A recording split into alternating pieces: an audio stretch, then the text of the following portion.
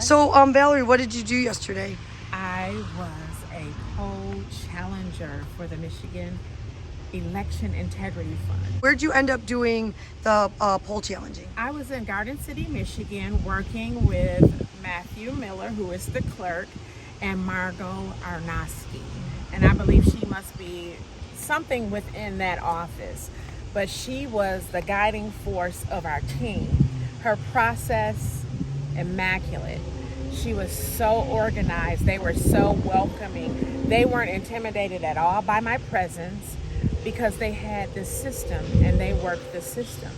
And basically, she takes all of the ballots and they ensure that the number of ballots that is on their roll in this book matches the number of ballots in the possession of our room.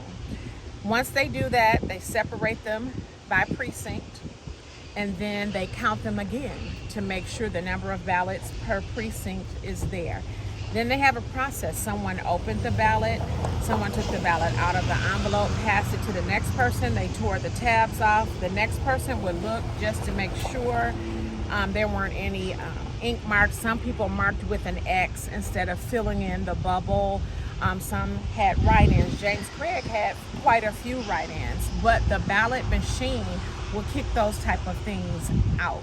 So they had someone to check for those. Then they remained in a bundle of 25, ran through the machine. So once they were ran through the machine, that was our initial count. So we reconciled. Margot had the time we started, the precinct, the number of ballots we should have had.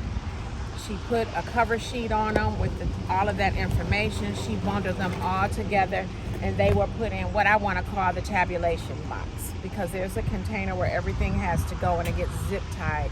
They also have a little small bag where they take the USB drive out of the ballot machine and put it into this pouch, and that has a locking mechanism. So both of those things have locking mechanisms that can only be opened on the receiving end at the county. So we went through all of that. We actually had, I want to say like 1,510 ballots total. I could be off, but it was 1,500 and some. We finished the majority of our things in 4 hours. So we just waited on a 6 o'clock count. At that time, they brought in maybe an additional 34. And then at 8 o'clock, just a few more. We were all reconciled and done by 10 minutes after 8, after the poll closed. We just had to wait on the final release from the clerk, Matthew Miller, and his assistant. I can't remember that young man's name, but they come in with the jump drive, put that in, and then it starts to download all of those results to the county. Then they take that drive, put it inside of that secret pouch, and put it in. And it's my understanding that then that's police escorted downtown to the county, all of those things. The ballots, I think they keep there. Somewhere they store inside of Garden City municipality. But that jump drive and another envelope that contains the tapes, they call them tapes, and I asked why, because it really is pieces of paper, but they call it tapes because back in the day it used to be like a registered tape. So they have never changed the name, and they call that a tape. But all of that goes inside of this envelope, and it goes to the clerk's office. So the Garden City clerk is escorted by a police officer, actually probably rides in a squad car. I didn't see him leave, so I don't know how they get there, but he is protected until he gets that information to the county. The only thing I challenged when I was there, one thing, a girl had her cell phone. None of us were supposed to have our cell phone. She had her cell phone, but she was using it for the calculator. And I brought up the fact that if we're not supposed to have cell phones, I would be more comfortable if no cell phones were out. And so they got a regular traditional calculator for that. They were so respectful though. Everyone was so nice.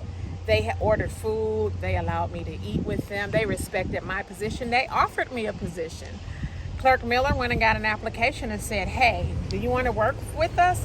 But when I read it, you have to be affiliated with a party, and I don't care for any of them. And I won't compromise my morals, values, or integrity to be assigned to any party when I don't agree with how any of them operate. I'm not a card carrying anything and don't care to become one. But I want to thank Jody White Rice for the experience, and I want to thank her for allowing me to stretch out of my comfort zone and have this wonderful experience.